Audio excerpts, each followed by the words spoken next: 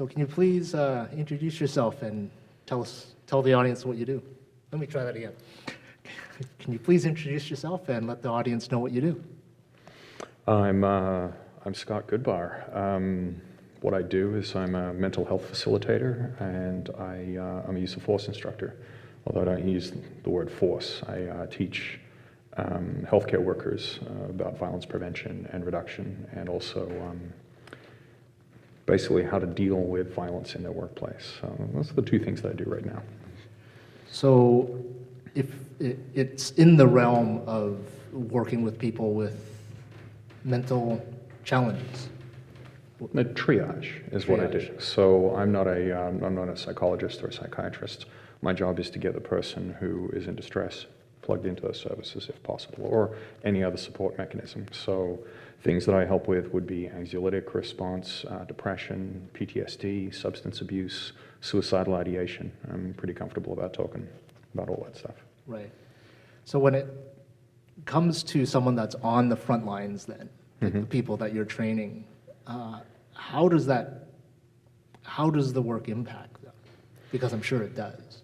When I'm teaching a class, I've found that typically people don't wait to use the skills that I deploy. And they don't even wait for the break. They'll do it right then, right there. So as an example, I've had a student look at a slide that had all of the primary components for severe depression.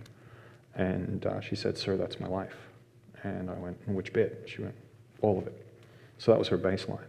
So I said, "Okay, well, this is what we do with, when you're dealing with severe depression." And out it came right there in front of all the other students, pages and pages.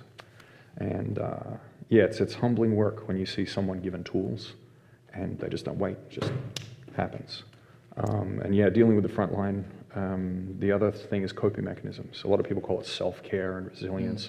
I hate the bingo words. It's just being able to decompress and figure out what you need to do in order to help yourself. And a lot of people in healthcare are really bad at that, me included. I understand about coping mechanisms, and I use the term now to decompress, and I know firsthand that I chose pretty risky and poor methods to decompress. Is that a fine line that like everyone in society walks? Because there's no manual given for that. There can be a manual. It's a matter of showing someone what's possible. One of the things that, I'll give you an example, is substance use. So a lot of people like having a glass of wine or drinking right after work. I've got an Aussie accent. I'm no stranger to alcohol. The big thing for me, though, is time and intensity. So if you're needing, say, for example, a substance over a long period of time for the same stimulus, then you have a much higher risk of developing a problem. So you got to understand that, say, with substances, especially even legal drugs, they work. You drink alcohol, you get relaxed. You take a painkiller, it takes away pain. They're effective. The problem is duration. They only last 5 hours, and you need 20 years of relief.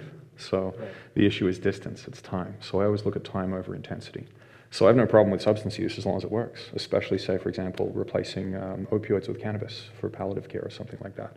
That's a little off topic, but yeah, like for that kind of stuff, as far as an instruction manual goes, everyone has their own mileage. Some people just like being out in the green and need to go hiking. Other people like to go to a party and just dance. That's it. Whatever your mileage is, go do it. So when you're working with the people that you're training, I'm going to put a broad box around it and saying that everyone would walk in with their version of coping, their version of decompression. Do you go over ways that they can say, okay, so this is what you're doing? Here's a more systematically healthier way to decompress. Definitely. I also deal with thinking distortions such as catastrophization, binary thinking like black and white. You always do this, I never do that. Yes, that's definitely in what I teach and what I instruct. The best way I could really kind of look at that as phrasing to kind of address what you're going at there as skills is I actually take it in reverse. A lot of people look at self-care as a hot meal, or they're in a bubble bath with a glass of wine, and the lights down low and a candle. And I say, all right, in a moment of duress, you can't go home and do that. You have a person and you have 120 seconds to deal with it. They're suicidally ideating. You're seeing symptoms of anxiety or signs of it. How are you going to help them? Now, what happens if you start elevating with them?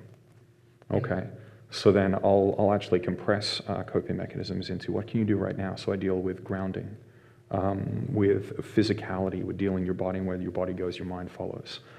Breathing techniques, specialized mantras, all that kind of stuff. And then, of course, the instant debrief afterwards. If you've been rocked by something, the self-care has to happen immediately, and it's usually compressed. So a lot of people have this idea of, I get a day to do, on the weekend.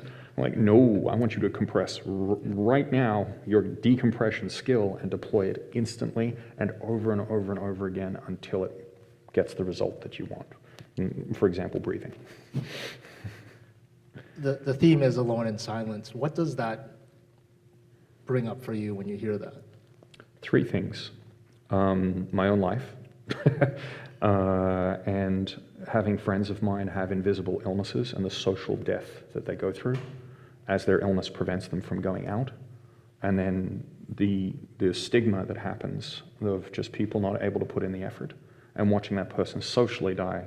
And then because we're communal creatures, it begins to have a compounding physical effect.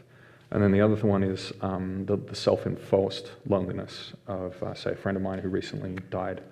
And the loneliness that occurs when people can't relate to you, because who do you talk to, say, for example, about cancer? And all the topic is either nothing but cancer, or they're skirting around and they're working on eggshells. How do you relax inside that environment? And it alienates them because of their condition that is non-negotiable, especially if it's something really heavy like brain cancer. Like in my instance, or what I'm giving an example of. So it's loneliness comes in different flavors, and I want to separate solitude from loneliness. I myself, for example, can be absolutely destitute, lonely in a completely crowded room. So solitude for me is very healthy, but being lonely is not predicated on being in a group or even having connection. You can have as much connection as you want, but if it's not the kind that you need, that's isolation. And then you've got this person screaming inside their head trying to connect. And it's kind of like I describe it as locked-in syndrome. It's except without your body being locked down. You're walking, you're talking, you're smiling, you're the Robin Williams. You've got the mask on, and no one knew until, If there's one simple thing that you can share with us to bring awareness to, like I believe loneliness is an unspoken epidemic that's sweeping, that people are being impacted with, but they're not really aware of it. It's sliding in there. What could they do to heighten their awareness of loneliness? The problem with loneliness is a good chunk of it can be self-inflicted. It's the narratives we tell ourselves. I'm not worth it. I'll give you an example. I used to have a narrative in my head of maximum 3 or 4 people would turn up to my funeral. Like nobody.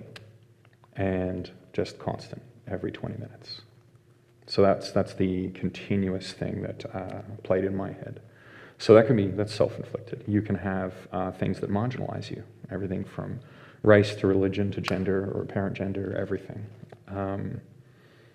The way I speak to that, though, of specifically addressing defeating loneliness, is watch for all of the symptoms that we don't call loneliness. And my big one that I watch for is suicidal ideation.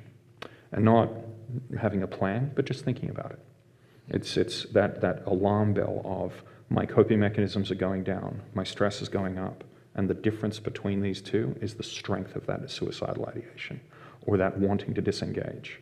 And if it's not suicidal ideation, it's depression, or and you see where I'm going there. So that's where that feeds into the reason why I teach triage, is because if you nip it in the bud, you stop before it becomes a diagnosis and medication. You nip it in the bud while it's still a problem. And so being able to point that at yourself, and every day, just do a little check-in. Am I red, yellow, am I green? Intraday, you wake up, you're feeling good, and by the end of the afternoon, you're absolutely red, and you got people bugging you saying, hey, come on out. That's not loneliness, that's solitude. If you go out and force the interaction, you're going to be lonely in that crowded room. Whereas if you take the self-care approach and say, hey, I need to shut down, you communicate with those people and say, I'm fried. So you see my point there where there's a clutch. You got to look at it. So that would be the answer to your question is the internal diagnostic is the first thing, and you want to look for the worst possible scenario, and then just work backwards to where you're at. So if you're not feeling suicidal, well, okay, am I feeling numb, completely empty? If I'm not completely empty, all right, what do I feel? And recognizing that and exploring it. That is not a common skill, and I'm not going to lie, it took me 20 years to get reasonably good at it. I'm not going to say I'm extra good. There are much better people than me. It's taken me 20 years as well, so there might be something about that amount of time. Yeah. Right. Thanks, Scott. Thank you.